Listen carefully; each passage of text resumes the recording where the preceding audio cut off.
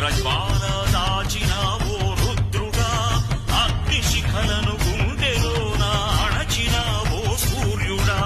పరశ్వతమును చేతమూనిన పరశురాముని అంశవా, హింసగణ జగ ధ్వంసరచనను చేసిన